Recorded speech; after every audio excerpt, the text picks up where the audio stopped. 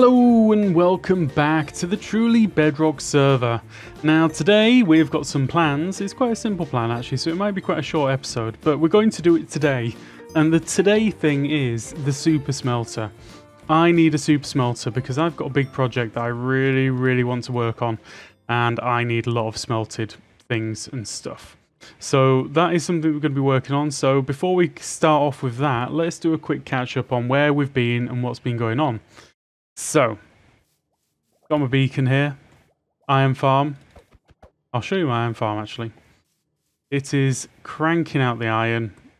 I mean, I can't even say how much stuff it's got because I've already taken away about 10 stacks of blocks. So this is what I've got left over. This is what I forgot to take away with me. But it is doing absolutely lovely. Yeah, I've got a beacon down below. That's now all been converted to iron. All of my emeralds here. Don't need it for the iron anymore. Or don't need it for the base anymore.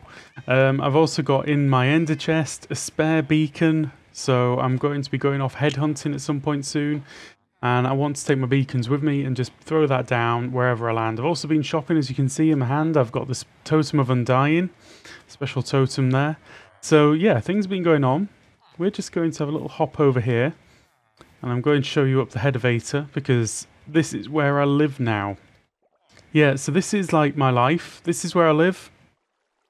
This is my home. And look, it makes everything all orange. And it's kind of nice. Hopefully we'll see a golem spawning in soon. Might not because I've only just popped up here. It normally takes a few minutes to get going. Because of the, basically villagers need to work, you need a whole day, blah blah blah, problems. It's not a problem though because I AFK'd here overnight and it just worked beautifully, so I've got stacks of iron now, which is great, and whenever I've got a spare moment, I'm just up here hanging out. Okay, time to take a trip back down the elevator. Here we go. I like this trip, it's very trippy for a trip. The breeder's been doing lovely. I've tried out a couple of things. So basically, I know about this discount thing. If I cure a zombie villager, they'll give me a discount. Now, I tried that and I had some problems and I'd love to understand what the problems were. I got myself a zombie villager. I threw him an item, so he's holding something. He picked it up, which was even more amazing. And then I tried to feed him more villagers so that he could convert them. So I've got like an endless supply of villagers to convert back and forth, back and forth. Now the problem then happened was, basically my zombie villager, who was this guy, who's probably looking a bit embarrassed about himself, ate about 50 villagers. Just 50 villagers, one after another. Not converted a single one of them. But this guy got converted to a zombie villager straight away, so I'm sort of intrigued as to why that would happen. He was holding a block, and I just wondered if that added something to its attack value. I've got no idea. But anyway, I'm going to have another go at that between episodes. I need to lure another one over, and I'm not going to give an item. I'm going to name tag it this time and just see how that goes. So, yeah, that's what's been going on between the episodes. I've now got as much iron as I could ever need. I've got so many projects I want to do. This has got to get about 3 times bigger. And it will get about 3 times bigger. I might just double it up actually. Do it back to back and make it into a big double-sided one. Yep, that's what's going to happen. It's going to be a big double-sided one. That's what's going to happen. It's going to be about twice as big and double-sided. This needs to be converted into an automatic... a fully automatic villager-based harvest system. Because... I don't mind collecting up the crops, but I kind of hate it, if you know what I mean. I'd rather it was automatic. So anyway, that's 2 projects that are upcoming. Now, next. Super Smelter. I've got my space for it right here. I think what I'm going to do is, I kind of want it to be quite neat and discreet. I don't want it to be too... I don't want to have like 64 furnaces around here. Even though I'd probably use them. I just don't want all of that. So, yeah. Gonna have to have a little think about this one. So, yeah. Here we go. I'm gonna go away and have a think. Okay, so I've been playing with some ideas for the super smelter that I'd like to do, and you can hear some clicking there, and it's going to get a little bit annoying, so I might have to switch that up and make something a little bit silent. But anyway, for now, this is what I've got. You can forget about these ones up here, and you forget about the levers as well. These are just sort of feeding in for the look of it, because I don't know why I did like this, but I did like this just because. So anyway, we've got the feed in, we've got the fuel, and then we've got the output. Obviously, the output is being pushed upwards. This is going to go kind of slowly, then it'll suddenly take off. And then I've got this here, which is going to be a flushing mechanism. Because at the moment, what we've got going on is... Yeah, this is a good side to look at it from. We've got a great big tape that's going to be going down underneath the world. And it's going to feed the furnaces around and around. It's going to fill them up.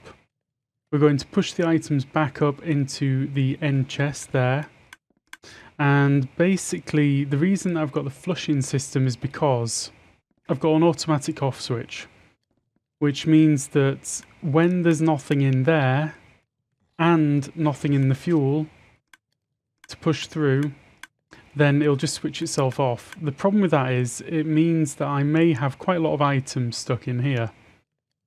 What I really wanted to do was set up some kind of system to take a reading from the furnace to tell me whether it's lit or not.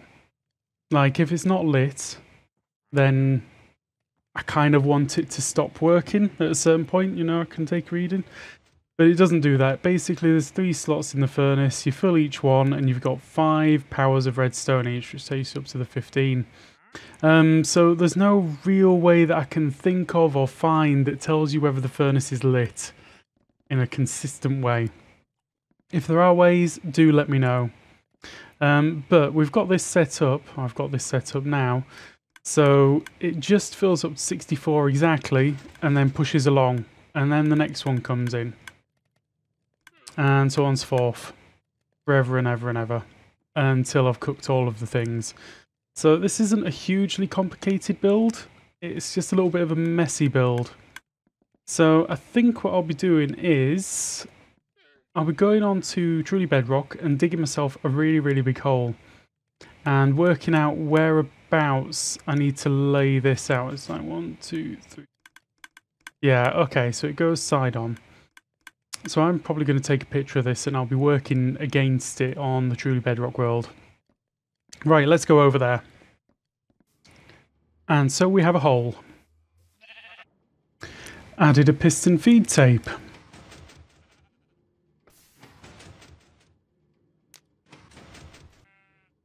And then you add a load of redstone and stuff to make it all work. So, maybe I should explain a little bit about what's going on down here. So, if I haven't already explained this, basically you got the in and the outline. The outline is a line of droppers, which is going to collect the items from down there and push them all the way back up into this chest. It's doing that with a hopper, dropper, tower thingy. It's a dropper tower. It's a reasonably standard design. I made up the bit at the bottom, so, you know, you've probably seen this a few times, but it's an item elevator, basically. Is that a spider? Nope. Anyway, so we've got an item elevator coming up here. We've got the observers here doing all the job of moving the items up, hopefully silently. And then what we've got here is we've got the hoppers going down, which is going to deposit the items into the chest. Okay. So the chest there gets full of the items I want to smelt, and then the fuel goes down the line behind it. As you can see, it just got pushed. Now at the moment, I've got this flush system switched on. So a little bit about the flush system. I've got a timer, which will basically only run when there's things in this hopper. Let's say that. And this hopper here.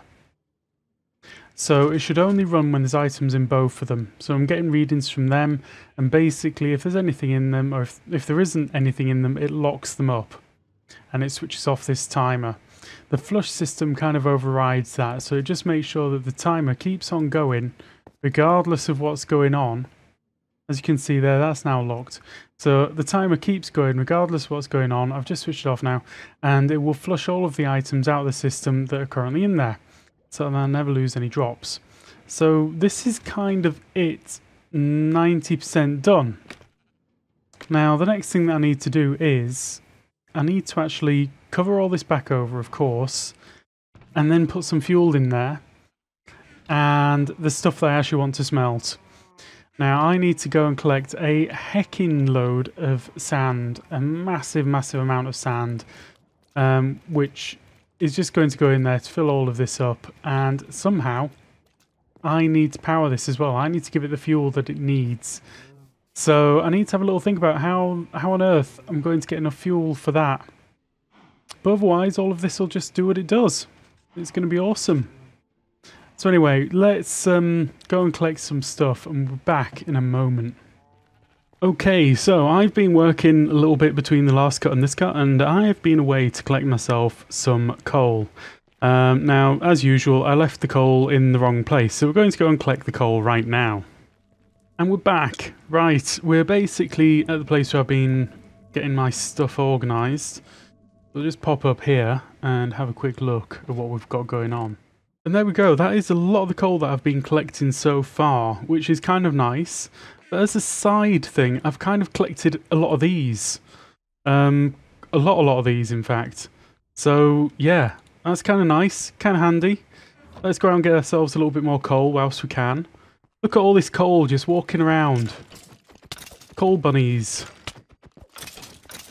Coal skellies. Come on. Did I get much coal? Bit of coal. Yeah, 8 pieces of coal. That's not bad for a few seconds work. I'm quite happy with that. I think I've said it before, I hate going mining, so for me this is definitely a better way of collecting coal.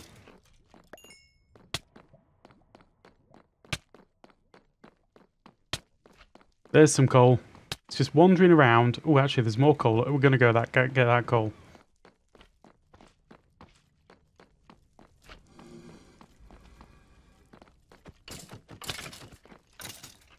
No coal, are you kidding me? What a bust!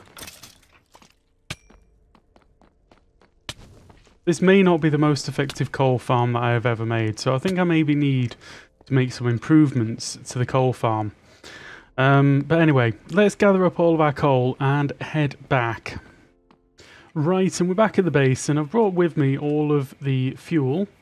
So it's kind of time that I put something in this and make sure that it's all working. Then I can fill this in and we're done. So we're going to put in the fuel in here. Let's just go for it. Let's just fill it all the way up. All of the different types of fuel. Who cares? It's going to be fine. It's going to be fine. It's not going to be a perfect burn ratio, but I'm not too worried about that. So now, I don't know if I showed you all of the sand which I collected. I think I've got enough to be going on with the orange sand as well. Lots of orange sand there. Don't want to forget about the orange sand. So let's just dump all this in my inventory. I think I'll start off with like a chest's worth. And just see how it goes. Okay, so stuff goes in. Now this should more or less start up straight away. So I can see the stuff going in there. Can I? Which side should I be stood on? I should fill in some of this grass. I should be stood on the far side. That's where I should be stood. Right over here. Well, that's kind of worrying. I'm not seeing anything lighting up there. I mean, this one should be lit up. Maybe we'll give it a few more seconds and just make sure that it isn't just a little bit of lag, because there can be a bit of lag between filling things up and getting things through hoppers and things. Let's see. Come on, come on, come on, come on. You can do this. Oh, actually, that's a problem because it hasn't pushed it up. So why hasn't it done the job that it's meant to? So it's done almost everything, but I'm going to guess that... Did I do something silly here? I mean... You went across, which means that you should have pushed up. So why didn't that work? Okay, so we've got some light fire in there, which is a good start. Okay, seems to be working now.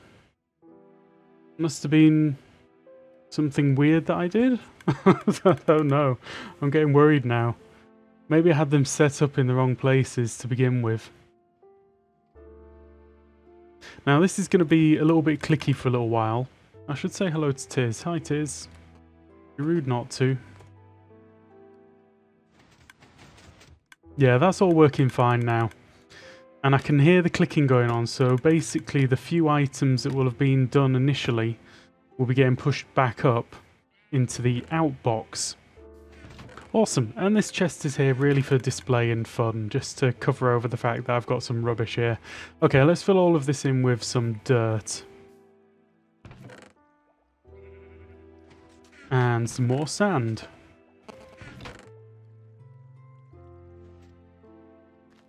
Right, so that is the super smelter all done. I'm slowly getting some stuff back. It's going to take a little while before it gets going.